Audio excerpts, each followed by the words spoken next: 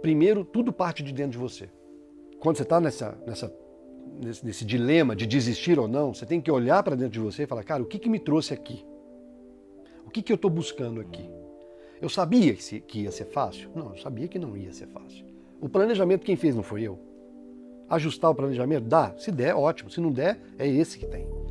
Então você tem que buscar dentro de você o que te levou ali e quais são as ferramentas que você tem para lidar com aquela adversidade. Quais são? A chuva falou, te aquiete, negão.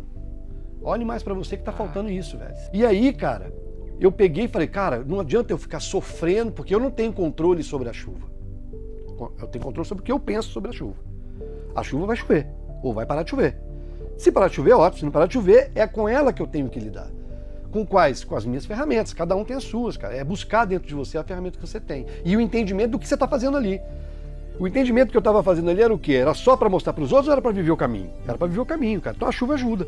Porra, olha para si e acabou. E aí, cara, mudou.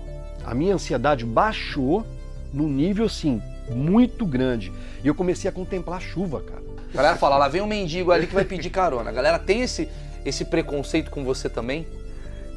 Tem sim. Na verdade, existe uma diferença entre o andarilho e o peregrino, né? O peregrino, ele tem um propósito daquela caminhada. O andarilho, ele anda por andar. Todos nós caminhamos em diversos lugares. Então, só que o andarilho, ele anda, às vezes, por um sem-teto pode ser um andarilho, que fica se deslocando de um lugar para o outro sem a propósito. Ele só quer andar, sair de um lugar para ir para o outro. O peregrino, geralmente, tem uma busca. Ele busca, ou seja, na fé, na espiritualidade, seja um encontro aí com a própria aventura, um turismo que seja. E muita gente busca a peregrinação por autoconhecimento. Porque é um momento que você está caminhando consigo mesmo. A sua presença é a única ali, na maioria das vezes. Então você acaba refletindo muito sobre a sua vida de uma maneira geral, né? E se você caminha por muito tempo, você tem várias etapas na peregrinação, inclusive. A primeira é aquela que você manda todo mundo para pariu, porque você está sentindo dor em tudo quanto é coisa do seu corpo. Quanto tempo dura essa etapa? 5 dias, 4, 5, depende muito do condicionamento físico de cada uma, demora um pouquinho. 3, 4, 5 dias você está sofrendo ali com o corpo. A sua atenção está voltada com o corpo porque você tem bolha, articulações doem, dores musculares. Então isso incomoda muito o peregrino, o caminhante, né? E aí ele volta muito a atenção para isso. Mas aí o seu corpo entra num piloto automático. Ele entende aquela atividade física que o corpo está se submetendo e ele começa a entrar meio que no automático. E aí a gente entra para uma segunda fase do caminho, que é a fase mental. Aí eu falo que você condiciona o seu corpo e dá asa para sua mente. Aí sua cabeça começa a desenterrar fantasma lá de trás, começa a pensar em um monte de coisa, começa a acelerar muito. E aí aquele desconforto mental. Os traumas. Às vezes você está desenterrando um trauma que você nem sabia que você tinha aquele trauma. Então ali você começa a pensar, cara, por que eu tive medo disso? Aí você começa a desenterrar as coisas. E aí você vai lidando com aquilo durante os dias, né? Vai lidando até você entrar para uma fase mais da espiritualização, que é onde você consegue acalmar seus pensamentos e aí você contempla tudo. Você contempla a árvore que você está vendo, a montanha, o caminho. Eu falo que quando você está na fase mental de uma peregrinação, é como se fosse arrumar o seu guarda-roupa do seu quarto, né? Você tira tudo lá de dentro. E aí tem coisa que presta, tem coisa que não presta, você tem que jogar fora. Tem coisa que você tem que guardar com carinho, mas você não vai mais ter acesso àquilo, coisa da sua vida que merece, né, ser guardado, recordações, lembranças, você guarda num canto, e aquilo que tem que voltar para a sua rotina, né, de uma maneira mais otimizada, mais minimalista, no caso. Então, mas você bagunça seu quarto, você tira, você faz uma bagunça mental antes de se organizar. E não é que uma peregrinação vá resolver esse problema. É tanto que eu faço várias. As bagunças vêm, surgem, às vezes coisas que surgem do passado não são concluídas numa peregrinação, nem na outra, mas aí voltam à tona e pelo menos você conhece aquilo que está te causando algum desconforto, algum trauma. Então você começa a olhar para aquilo de maneira diferente. Porque você se livra, quando você está numa peregrinação, você se livra dos ruídos. Os ruídos, a rotina, cotidiano seu, ele camufla tudo. Você tem uma vida corrida, trabalho, casa, pá, você entrou num piloto automático tão grande que o que você vive é aquilo que está na roda. A roda está girando. Então a conclusão que eu chego é que essa geração Z, que nasceu no digital e nasceu com muita informação, vai bugar quando buscar o seu próprio autoconhecimento. É bem provável porque está tudo muito rápido, muito fácil ao acesso deles. E querendo ou não, essa velocidade e essa fácil acessibilidade, ela esconde muita coisa, que bota muita coisa por debaixo do tapete. Tudo é automático. Tudo automático, cara. Tá vivendo no automático. Olha, por exemplo, você vai caminhar 30 dias, cara, você tá lá no terceiro dia com o corpo fudido, velho. Você pensar que você tem 27 dias pra frente, bicho, é uma ansiedade que você tem que lidar do caralho. Puta merda. A criança não consegue esperar um videogame, velho. Não, a hora de dar a hora do videogame. Quer um videogame agora? Não, vai ser daqui 2 horas. Não, agora não tem. A bateria tá acabando, o Wi-Fi não tem. Mas tem um caminho mental que eu acho que e o teu valor não é diferente do valor até do andarilho também. O cara que ele é um morador de rua e faz isso, da mesma forma que você, tudo bem, você tem um propósito. Ele não tem, mas ele tá pensando nas mesmas questões. Opa, sim. Tá, né?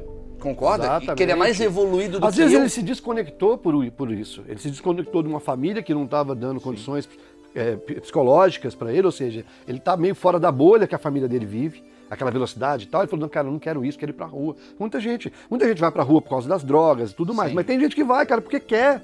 Eu quero andar, eu quero não ter lar, eu quero isso. Por quê? Porque talvez ele ficou de saco cheio daquele mundo que ele vivia. Entendeu? E aquele mundo que ele vivia era tão superficial na cabeça dele, pra cabeça dele, não tô aqui botando valores. Claro. Mas que ele falou, eu quero me desconectar disso, bicho. Isso aí pra mim não é a minha vida, não é meu propósito. E aí o propósito dele é o quê? O propósito dele é se encontrar, tá com ele mesmo, sozinho, independente se ele tem casa ou não. E aí ele se torna um andarilho. Ele pega ali, caminha dali pra lá, e de lá tá bom, chega lá, tenta viver, ele tem somente que se preocupar com o que ele vai comer, né? E aí você falou lá do negócio do mendigo, né? Eu já fiz peregrinação, cara, que a galera bota dinheiro na minha mão. Eu falei assim, cara, toma aqui dinheiro para você comer. Eu falei, não, eu não tô precisando. Não, mas vai te ajudar. Uma hora vai te ajudar. Eu lembro uma vez que o cara não deixou, ele segurava minha mão e não deixava eu tirar o dinheiro da minha mão para devolver para ele. A bagagem é o mínimo possível. Entendeu? Inclusive a bagagem nas costas é o desprendimento da vida. Você tem que levar o que é suficiente para sua vida. Quando você faz a analogia para a nossa vida, é o quê? É caminhar com o essencial. Aí vem um pensamento minimalista, essencialista, etc. Entendi. E uma coisa que é legal quando você busca uma rota já definida é que você começa a se interagir com ela antes mesmo de pisar lá. Então você começa, né? Você estuda ela, você sabe onde você vai passar, você começa a escutar histórias de outros peregrinos. Legal isso. Aí o cara fala, nossa, eu tive uma transformação aqui. Você começa a se envolver com aquilo. O que isso ajuda? Ajuda que quando você vai para lá, você vai com o peito, com a mente mais aberta. Você não vai fechadão. Porque tem gente que vai, caminha, termina e, se deu pouca oportunidade de transformação. Mas tem gente não, tem gente que quer aquilo mesmo. Então, quanto mais aberto você tiver, mais experiências legais e transformadoras você vive. Mas o mundo tá tão louco que às vezes o cara não tem paciência nem para andar sozinho. Exatamente. Ele não consegue nem a própria companhia, verdade. O cara dá conta. Então, assim, é um processo. Eu acho que todo mundo precisa desse processo de individualização, para poder realmente resgatar ali o que o cara tem de essência, porque ele vai se tornando uma pessoa, cara, que nem ele dá conta dele mesmo, entendeu? A jornada, cara, ela é muito mais importante que o destino. O que é o destino? É simplesmente a coroação de que você conseguiu viver algo na sua intensidade, por mais ou menos ali, mas você teve uma jornada cumprida, entendeu? Que você se planejou, que você deu o primeiro passo, que você encarou as dificuldades e foi resiliente em alguns momentos. Então aquela ali é como se fosse assim, cara, para esse desafio você foi vitorioso. E tem outros desafios pela frente, a vida não para. A gente vai viver se autoconhecendo e só vai parar de conhecer a si mesmo quando você morrer, cara. Primeiro você tem que ser flexível. Só é resiliente quem é flexível. Porque se você é flexível, você tenta outras alternativas, muda e se adapta a um contexto que pode fazer com que você resolva a sua situação. Então é ser flexível, olhar para você mesmo assim, cara, eu tenho controle sobre isso ou não? Se eu tenho, o que eu posso fazer? A expectativa é a mãe da merda. Você cria uma expectativa e você se frustra porque ela não foi atingida. Sim. Se ela não foi atingida, por quê? Porque choveu, porra. E choveu. Cara, você tem a chave da torneirinha? Você não tem. Você vai fazer o quê, velho? Andar debaixo de chuva, bicho. E o que eu posso fazer? Eu posso me adaptar na chuva, eu posso contemplar a chuva, eu posso tomar um banho de chuva, eu posso tomar água da chuva, eu posso fotografar na chuva e fazer a melhor foto que ninguém tem. Tá me entendendo? Eu posso fazer um monte de coisa com a chuva. Por que eu tenho que fazer as coisas só com sol? Eu tava engessado, entendeu? Senão eu vou ficar assim, cara, tá chovendo, não vou sair pra caminhar. Eu fico o dia inteiro lá esperando a chuva. Chego, deu 5 horas da tarde, tá chovendo ainda, eu não saio. Então eu tenho que ir, não tenho que ir? Bota a capa de chuva, levanta.